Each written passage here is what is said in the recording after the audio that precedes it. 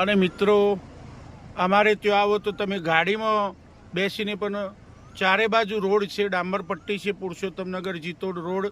તો ગાડીમાં બેઠા બેઠા પણ આ રીતના તમે પપૈયા જોઈ શકો છો. તાઇવાન વેલકમ બધું જ બધી બાજુ રોડ આવેલો છે એ પણ તમને જણાવું. તો અમે પોતે પોતાના ખેતરમાં જ શૂટિંગ ઉતારીએ છીએ અને તમને કહેતા હોય છે આ પ્રોડક્ટ યુઝ કરો. તો તમે પણ આ જોઈ શકો છો અત્યારે મારી સાથે. તો હવે પૂરો વિડીયો જોશો તો તમને ખ્યાલ આવશે. મિત્રો હવે તાઇવાન વેરાયટીના પણ હું આપને પપૈયા બતાવું.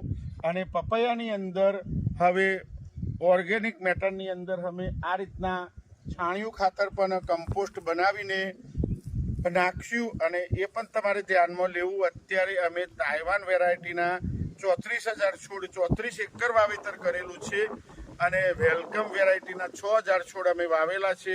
ટોટલ તમારે ગણી લેવાનું. અને અમે પોતે જ વાવ્યા છે, કોઈ બીજા ખેડૂતની વાત કે બીજા ગામની વાત કરતો નથી.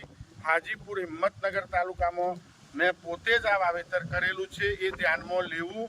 કોઈ ગામની અંદર જઈને બીજાના ખેતરમાં જઈને હું પપૈયા બતાવતો નથી. તાઇવાન વેલકમ બધા જ અમે વાવ્યા છે. તો તમારે લાઈવ જોવા હોય તો અમારે ત્યાં પણ તમે આવી શકો છો અથવા વિડીયોમાં પણ તમે જોઈ શકો છો.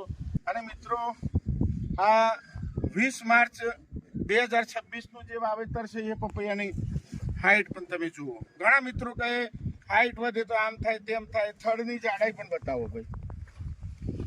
અને હાજીપુર હિંમતનગર મારા પોતાના ખેતરની અંદર જ આ વાવેતર કરેલું છે. એના પ્રૂફ તરીકે ભાઈ સાબરદાન બતાવો. પેલ બાજુ સાબરદાન પ્લાન્ટ પણ દેખાય છે. એક આ ખાલી પ્રૂફ માટે તમને બતાવું છું. કોઈના ખેતરમાં અમે પ્રમોશન કરવા જતા નથી. તો તમે પણ યોગ્ય ટ્રીટમેન્ટ કરશો તો વેલકમ હોય, તાઇવાન હોય, બધા જ પપૈયા સારા થતા હોય છે. તો હાઈટ જુઓ. હાઈટથી ગભરાવું નહીં મિત્રો. કોઈ પણ જાતની પેસ્ટિસાઇડ મારવાની જરૂર નથી. યોગ્ય ખોરાક આપશો તો પપૈયા સરસ જ થશે. પૂરો રાઉન્ડ ફરીથી બતાવી દો ભાઈ. તો અમારે કોઈના ખેતરમાં શૂટિંગ ઉતારવા જવાની જરૂર નથી મિત્રો. અમે પોતે જેટલું વાવેતર કરીએ છીએ તે અમારે પોતાને જ અનુભવ છે. અને ટ્રીટમેન્ટ પણ અમે જાતે કરતા હોઈએ છીએ. આમ પણ બતાવો ભાઈ. તો મિત્રો તમે જોઈ શકો છો આ રીતના અમે પપૈયાની ખેતી કરતા હોઈએ છીએ, અલગ અલગ વેરાયટીની. તો અમે જો યુઝ કરીએ તો તમને કહી શકીએ છીએ. તો તમે પણ અમે જે પ્રોડક્ટ યુઝ કરીએ કરશો તો તમને પણ ફાયદો થશે.